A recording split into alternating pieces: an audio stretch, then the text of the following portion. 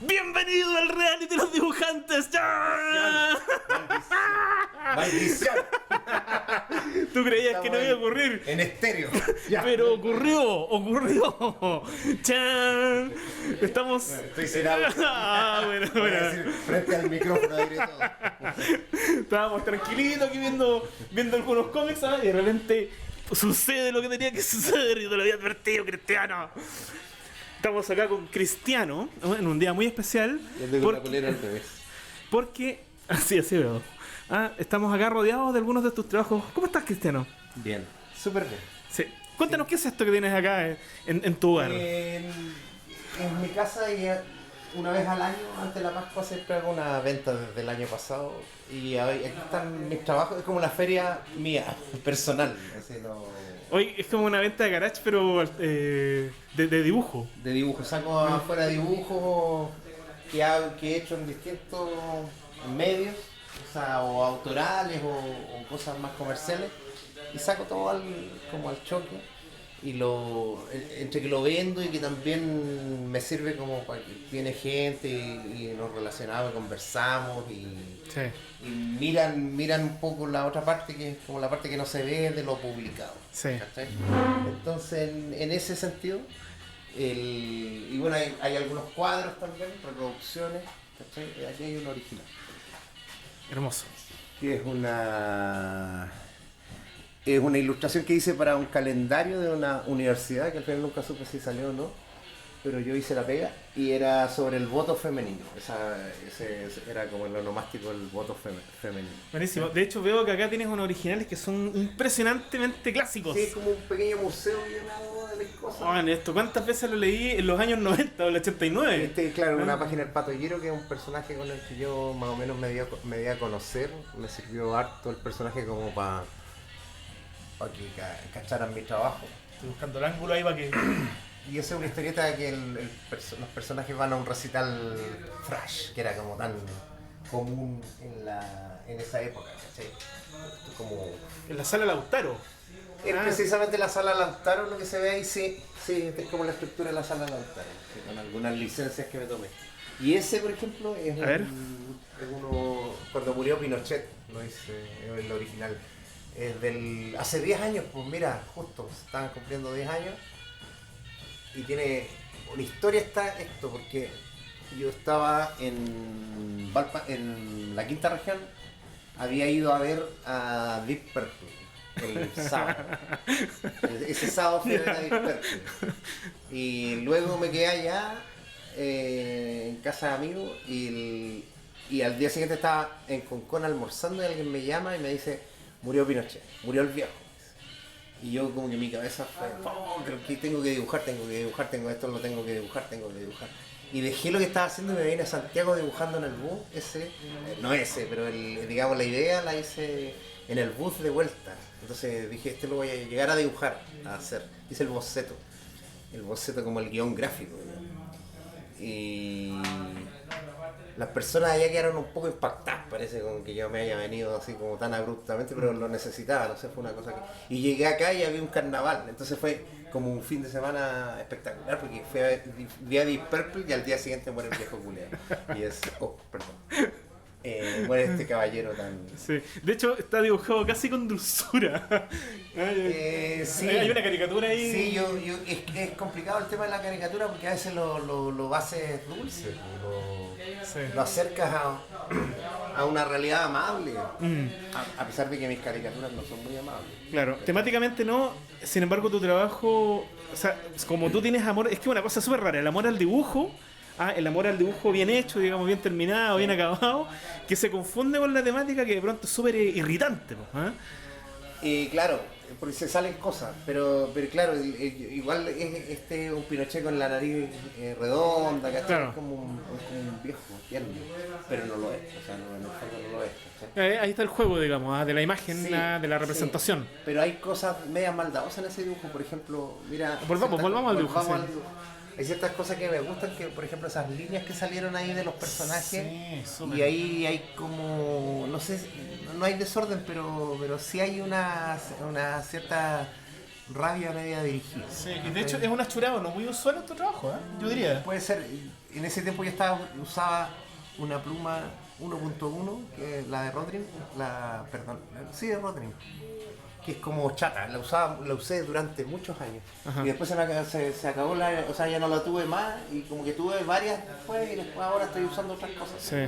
Pero esa línea yo creo que para mí es una línea representativa de una época mía. Sí. Entonces está súper relacionado la materialidad con las cosas que yo lo hacía, con el momento en que estaba yo viviendo también. Entonces a lo mejor también no se repiten las líneas por una cuestión técnica y por una cuestión de vida también. ¿Tú crees que de alguna forma supeditada al objeto mismo, digamos? Tal vez esa... ¿Qué quiero decir? Alguna vez escuché en una entrevista a Jodorowsky, cuando hablaba de su gran amigo Moebius, que había dibujado no sé cuántos años, como 10 años con la misma pluma, y un día la pluma se le rompió. Y cuando la cambió el estilo. Sí, yo creo que algo de eso hay. También hay un crecimiento de otras cosas. Esto todavía lo hacía, la base del dibujo está hecho con esa pluma. Esto es un clásico, de hecho. Sí, es del Confuso y Ofuscado, y una tira que es sobre el verso. El verso vive o algo así. Y aparece citada Violeta Parra, Víctor Jara. Mira, nos saltamos acá uno que es súper interesante. Es lo más de izquierda que puedo hacer. Acá, bueno, para empezar, el uso del color es una cosa no tan habitual en tu trabajo. No es habitual, pero a mí me gusta mucho y siempre hice mucho color. Lo que pasa es que no lo muestro demasiado. Y hay gente que cree que yo no hago color porque no sé hacer. Claro. Me dicen, oye, hacía color. Lo que me da risa también, pero yo siempre sostuve muchas cosas con el color. Nunca dejé de hacerlo. Y por ejemplo, cuando hacía blanco y negro, una cosa que yo pensaba era que si yo conocía bien mi blanco y negro, el color iba a ser el paso siguiente. Ajá. Entonces le di hartas vueltas al blanco y negro también. Y luego el color era como la continuidad, ¿cachai? O sea, los tonos se repiten un poco, ¿cachai? Hay una paleta mía que se vuelve a repetir y como que no salgo tanto de eso, ¿cachai? No hay una explosión de color, ¿cachai? Esto está colorido para muchas cosas. Sí. Pero por ejemplo me gusta trabajar tres colores, o en tres tonos, negro, blanco y un tono más. Por ejemplo, para limitar más todavía, azul, rojo. Esas cosas me gustan mucho porque me dan hartas posibilidades y yo digo, no es necesario que tú metas todo lo que sabes en una sola pieza gráfica. Claro. Es una cosa como también del ímpetu juvenil, uno pone todo ahí. Yo lo veo con los alumnos, y de repente ponen todo en una página, se ponen todo lo que saben. No es necesario. Gran frase, muy educativa. Una frase de docente. No metan todo lo que sepan en la página. No es necesario. Sí. Es complicado decirlo también porque puede que no entiendan bien lo que estáis hablando. Cuando empezáis a comprender cosas del trabajo, de tu dibujo y de ti, empiezan a surgir estos idearios. ¿Cachai? Igual hay dibujantes que no les interesa lo que estoy diciendo. No pueden decir, está puro hablando. Oye, me voy a pegar una pequeña vanidad. Y te voy a preguntar algo. Oye, ese personaje tan bonito, mira, ¿en qué está inspirado ese? Tan simpático ese señor, ¿no? Yo creo que confluyen varias casualidades. No es que esté tan inspirado. Siempre me decían que se parecía a ti, pero también después me decían que se parecía a mí y se parecía a otro amigo. Alguien me dijo una vez que se parecía a Antonio Lobos, que es otro amigo que sí, lo conozco. Lo entrevisté alguna vez. Y el Antonio en alguna época tenía ese mismo look, así con esas camisas un poco exóticas. Y yo creo que todos alguna vez usaron su camisa exótica. Ya, pero recuerdo una llamada. Era exótica al revés. Recuerdo una vez que yo te pregunté y te dije, bueno, no, sí, ya te estoy dibujando en un cómic, me dijiste. No. O sea, porque también igual de repente. Bueno, hay que aclararlo. Como asumir que erais más tú que otros personajes, pero también salía que se parecía al Antonio, que se parecía a mí. ¿Lo conocía ya en esa época? Po? Sí, pues lo conocía ya al Antonio en esa época. Sí, claro que sí. Ahora, definitivamente se parece mucho a ti. Alguna vez fue un Pato Toro de los 90. Pero ahora es más parecido a ti. Me preguntaban antes si era yo, pero no soy yo exactamente. A ver, por acá. Acá es más del es confuso y ofuscado, pero es como una historieta autobiográfica que yo hice durante un tiempo cuando no. Yo hice historieta autobiográfica en los años 90. Esto es mucho después. Lo digo porque me da risa porque en esa época todos me decían, la historia autobiográfica, ¿cómo se te ocurre hacer eso? Eso no va a tener nunca nada. ¿Sabes qué? Recuerdo esas conversaciones. No pasa nada, ¿cómo vaya a hacer eso? Y después se hizo una moda y yo ya no estaba haciendo, De hecho, ahora me carga un poco la historieta autobiográfica a veces. O sea, porque no es mi bio... O sea, es complicado el tema de lo autobiográfico en los dibujantes. El otro día yo decía, de repente establezco fechas, pero es una broma la que hago, ¿no? Que los dibujantes deberían, los que hacen cosas autobiográficas deberían tener mínimo 30 años. O sea, menos que eso no sé. O sea, porque es distinto yo un saco que hace una cosa autobiográfica y estuvo en una guerra a estar hablando de que me tiré un pedo, sí. O que no sé, ¿cachai? Son como niveles. Persepolis, Robert Crumb. Es complicado el tema, ¿cachai? Yo no sé si yo pude dar un tono demasiado bueno, pero por ejemplo hay gente que en el contexto chileno de esa época, yo hice unas tiras autobiográficas y pasaron varias cosas, como que gente me decía, ¿sabes que esa tira me representa mucho? O otras personas que, como por ejemplo esta niña que yo creo que vio esa tira porque vio el Ojo Bizarro, una niña que era de la radio Tierra, no me acuerdo ahora cómo se llama, y ella quedó para siempre que yo era un misógino por esa tira. ¿Rosario Puga? Ella, sí, que era amiga de un amigo y fue muy amable, pero leyó eso y yo creo que para ella, y era una sola tira en medio de 30 tiras, no sé, ¿cachai? Entonces era complicado el tema, ¿cachai? Pero uno tira una botella al mar, pues tampoco te podía ser tan responsable. Ahora, el discurso de ella en esa época era un discurso que no estaba en todos lados, entonces también ella lo hacía con un tono piola, digamos, no era agresivo ni nada, sino que era una opinión. Pero ahora ese mismo discurso está asentado un poco más agresivo, entonces a veces ven cosas mías de hace 10 años y me han dado duro, ¿cachai? Entonces yo creo que está bien la reivindicación, pero no la policía del pensamiento, ahí no se van a meter nunca, ¿cachai? Y yo en mi pensamiento yo puedo hacer muchas cosas, pero el que sale es otro, ¿cachai? O sea, nosotros somos, en el fondo yo creo que si lo veis biológicamente, me estoy yendo en la media ola. Póngale nomás. Si lo veis biológicamente, somos mamíferos, los mamíferos son como las weas, en algunas cosas así como es complicado ponerse en esa situación. Lo que pasó con los humanos es que claro tenemos una humanidad, o sea, una civilización y un lenguaje, eso nos acercó a no matarnos entre nosotros, ¿cachai? Porque había que buscar una manera de no matarse, ¿cachai? Y surge todo el lenguaje, ya ayuda un poco a que nosotros nos manejemos no a golpe, o no en la brutalidad, o no en la depredación, pero eso no quiere decir que no seamos brutos, ni violentos, ni depredadores, igual lo somos. Entonces, digamos, ya no salimos a cazar, pero salimos a cazar igual porque hay que buscar la comida para tu familia y te encontráis con depredadores más grandes que te comen, que te tragan, que te mastican, que te vuelven a tragar y así. Entonces, es complicado el tema cuando las ideologías se ponen en un plan, como ha pasado en toda la izquierda, y como ha pasado en la derecha, por supuesto, también, pero como en la izquierda también, que es lo que a mí me podría competir un poco más, ¿cachai? No es tan fácil, digamos, ver las cosas así. Entonces, en ese sentido, cuando nosotros hacíamos cómic underground, que mirábamos un poco lo que hacían los gringos y eso, y era como deschavetado, así como ya nos liberamos, ¿cachai? Era nuestro espacio de libertad. Y en ese espacio de libertad, obviamente tú vas a cometer errores, para bien, o sea, para ti, errores tuyos con otra gente o errores para ti mismo, ¿cachai? Es lógico. Entonces, de repente hay una cierta experimentación que hay que vivir en la vida. Tú no podés estar asistido siempre con un padre o una madre que siempre va a estar ahí sobre ti, ¿cachai? Ahí diciéndote lo que tenés que hacer. Yo creo que no es sano eso. Pues en algún minuto tú te liberáis, te soltáis de eso, matáis a tu papá. Entonces yo veo ahora que las ideologías son súper paternalistas. Y lo he visto con los cómics, pues, ¿cachai? Lo he visto mucho con los cómics.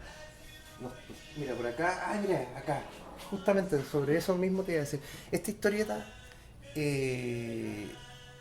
autobiográfica yo me dibujaba con máscara, no sé por qué, siempre me gustaron los personajes enmascarados y fue una excusa.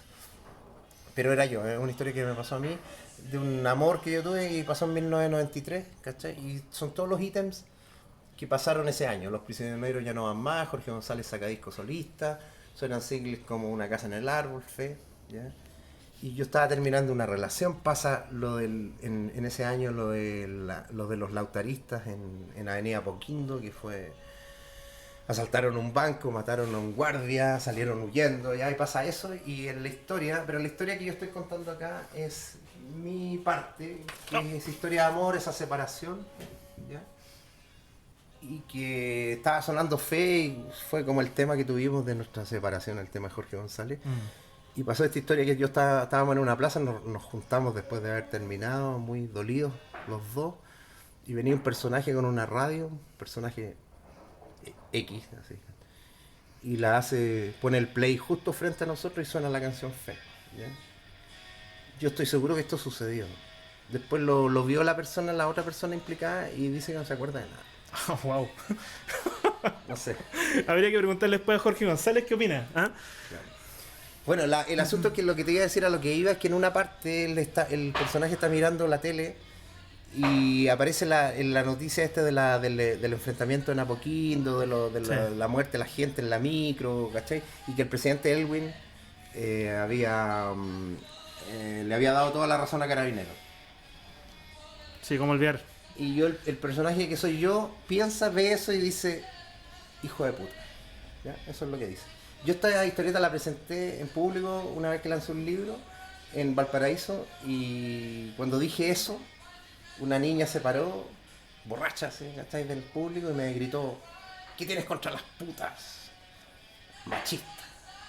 Y se va, indignada.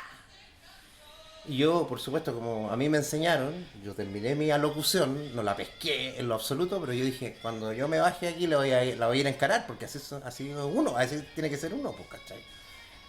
No andar a acusar no, pues, si me estáis diciendo algo yo te voy a encarar porque estáis equivocado. Bueno, el asunto es que terminé mi alocución, todo el tema, y bajé y la niña se había ido, no estaba, no, se retiró indignada. Entonces mi pensamiento era, pero es una palabra que la tengo internalizada, entonces era como, no, es que estáis, al hablar eso, estáis ofendiendo a las mujeres, o sea, ¿cachai? Pero a veces las palabras funcionan solas en uno, sobre todo las malas palabras, los garabatos, ¿cachai? Las palabras fuertes, las palabras ofensivas surgen con cierta naturalidad en la rabia, entonces eso no se entendió muy bien. Ahora, eso, lo que decía ahí, era un ítem así de chico en la historia hablaba de otras cosas. Entonces se pierden una buena historia por una militancia, por un pensamiento radical, ¿cachai? Por algo que les dijeron en su célula, ¿cachai? En su célula política. Sí, mira, en general yo veo que tu trabajo en las redes sociales siempre tiene alto impacto, ¿eh? Y mucha gente lo comenta, lo comparte, mucha gente critica, hay gente que se enoja mucho. Se enojan harto. Nadie es indiferente finalmente a tu trabajo. Pero me defienden también, ¿cachai? Se arman unas diatribas. Bueno, la parte final de la historia que perdón. La parte final que es más chistosa es que después que pasó eso, la niña se fue, le dije al público si querían hacer preguntas. Y salió un caballero, así un señor, también estaba medio curadito porque era como que chupaban ahí, que era como que tenían mesitas, ¿cachai? En el lugar. Y estaba medio cosido, así, un caballero más grande y como muy, muy de izquierda la pinta de él. Entonces me pide la palabra y me dice, yo le quería decir dos cosas, una pregunta y después otra una afirmación. Entonces me dice, le quería preguntar, ¿qué piensa usted de la clase obrera? Me dijo, ¿qué pensaba yo de la clase obrera? Y Dale. Y ¿cómo se llama? Y la segunda era que no estaba de acuerdo en que yo estuviera en contra de las putas. ¿Cachai? Entonces, la comprensión lectora también ayuda harto a los activistas. Los activistas con problemas. Mira, justo. La alarma.